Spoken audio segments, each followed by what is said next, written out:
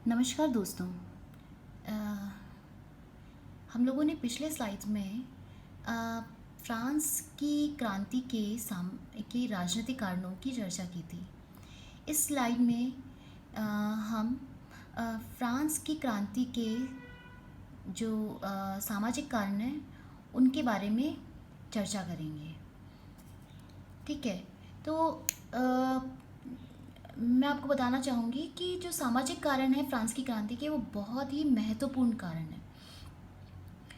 क्योंकि जो समाज था फ्रांस का उस समय, वो एक तरीके से बहुत ही ज़्यादा विभाजित समाज था।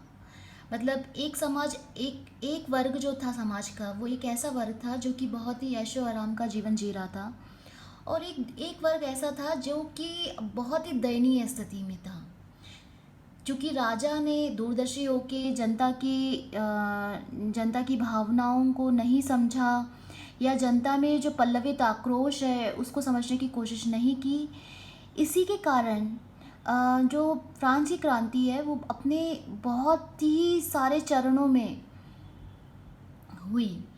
समाज में जो विविधताएं थी वो बहुत ही ज़्यादा थी, जिसकी तरफ राजा ने या किसी भी समाज के प्रबुद्ध जन ने बहुत ज़्यादा ध्यान नहीं दिया। इसलिए फ्रांस की क्रांति का होना अविसंभावी सा ही था। देखिए, समाज जो फ्रांस का जो समाज है उनको हम तीन स्टेट्स में डिवाइड करते हैं। जो पहला स्टेट था वो था पादरी वर्ग। अच्छा, इस पादरी वर्ग में भी दो वर्ग थे। एक पादरी वर्ग वो वर्ग था जो कि बहुत ही ऐशो आराम का जीवन जी रहा था। कोर्ट में रह रहे थे वो लोग, आराम से अपना जीवन यापन कर रहे थे। और जनता से टैक्स ले रहे थे, मन मर्जी हो जितना टैक्स ले रहे थे जनता से। वो लोग कर भी वसूल कर रहे थे, यानी कि बेगारी करवा रहे थे उन जनता से।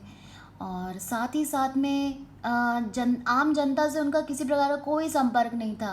सारे जितने भी चर्च की जो संपत्ति थी उस पे उनका एक तरीके से एकाधिकार था। सारी धार्मिक मठ हैं उनके ऊपर उनका एकाधिकार था। सारी चर्चों को वही मैनेज किया करते थे। यानी कि संपत्ति तो सारी उनके पास थी, धन संपदा सब उन्हीं के नियंत्रण में थी।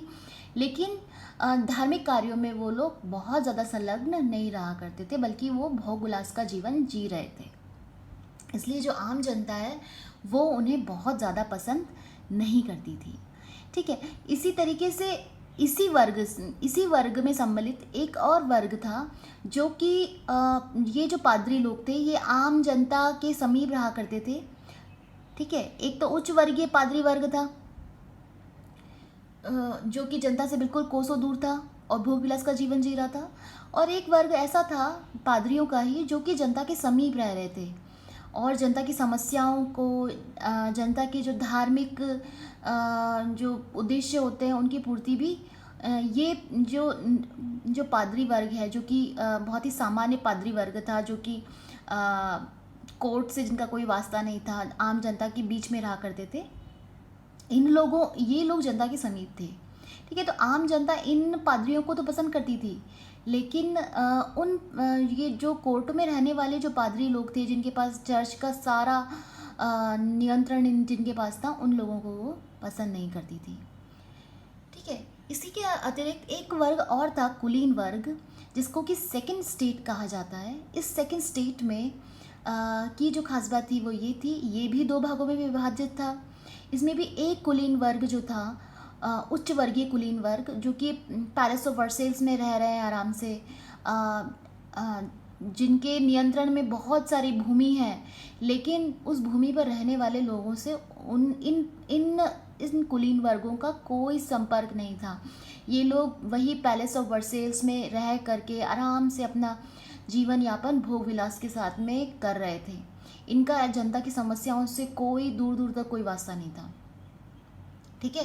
तो जनता अपने आप को एक तरीके से बिल्कुल बेसहारा महसूस करती थी कि जहाँ पे वो रह रही है वहीं का प्रतिनिधि उनकी बातों को सुनने को तैयार ही नहीं है, उनके पास में अवेलेबल ही नहीं है जिससे वो अपनी बात कह सके, अपनी समस्याओं को कह सके, वो व्यक्ति ही नहीं है।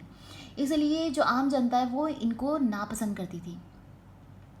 एक और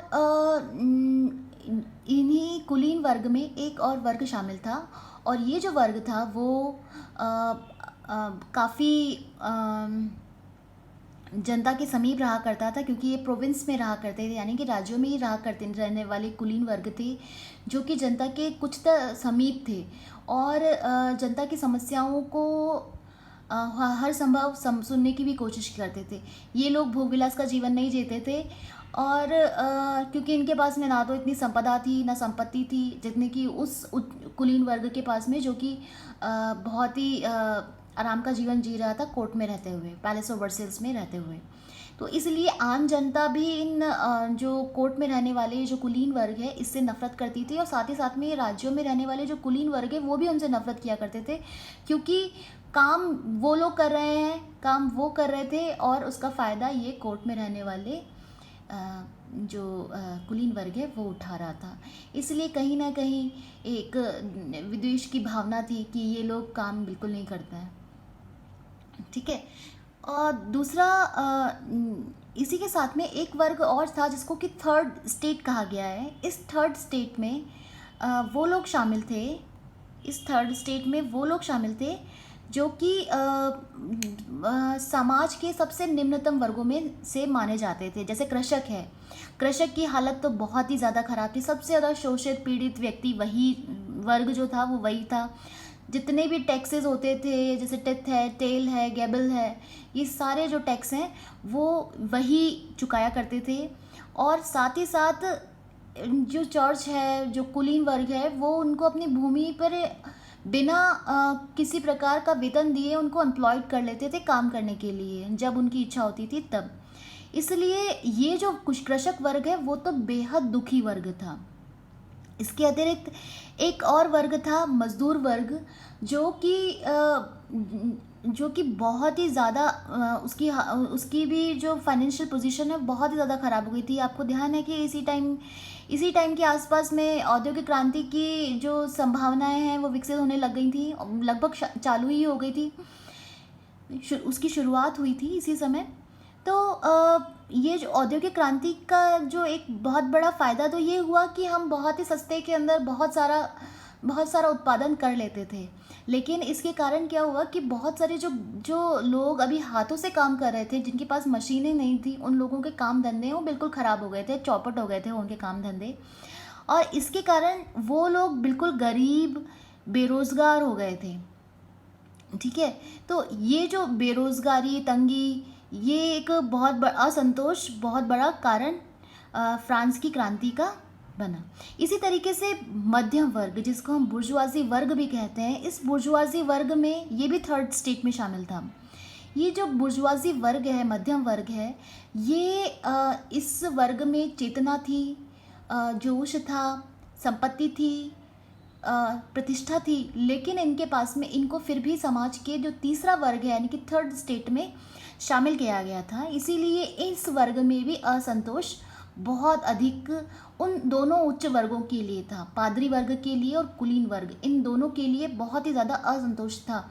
क्योंकि इन लोगों का ये मानना था, जब हमारे पास में संपदा है, संपत्ति है, भूमि है, प्रतिष्ठा है, सब कुछ है, उसके बावजूद भी हम लोगों को राजनीति में हमारा कोई स्थान नहीं है।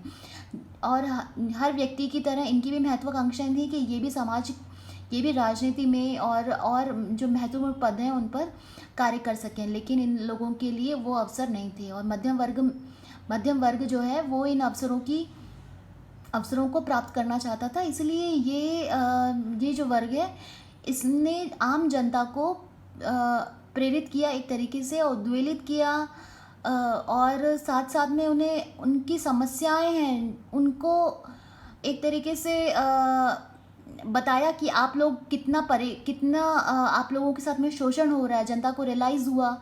और एक तरीके से क्रांति की जो भूमिका है वो धीरे धीरे तैयार होने लगी। तो बुर्जुआजी वर्ग, जिसमें डॉक्टर, इंजीनियर, लॉयर, दार्शनिक, ये सब शामिल थे, इन लोगों ने एक तरीके से क्रांति की भूमिका को तैयार करा, आम जनता को उनके साथ में होने वाले शोषण के प्रति जागरूक किया, और साथ ही साथ अपनी महत्वाकांक्षाओं को भी ध्यान में रखते हुए क्रांति के लिए एक भूमिका तैयार कर दी, जिसमें एक चिंगारी की केवल ज़रूरत थी। जैसे ही वो चिंगारी मिली, फ्रांस की जो क्रांति है वो एक तरीके से उद्वेलित हो गई। इसीलिए फ्रांस की क्रांति को कई बार बुर्जुआजी क्रांति भी कहा जाता है, क्योंकि ये प्रारंभ में मध्यम वर्ग के द्वारा ही प्रारंभ की गई थी, जिसमें कि बाद में गरीब वर्गों यानी किसान मजदूरों के साथ साथ ही आपके जो गरीब पादरी थे, गरीब कुलीन वर्ग जो था, जो सामान्य कुलीन वर्ग जो था, वो भी इसमें धीरे धीरे शामिल हो गया। ठीक है, ठीक है बच्चों, आज के लिए केवल इतना ही। कल हम लोग इसके आर्थिक कारण पढ़ेंगे। धन्यवाद।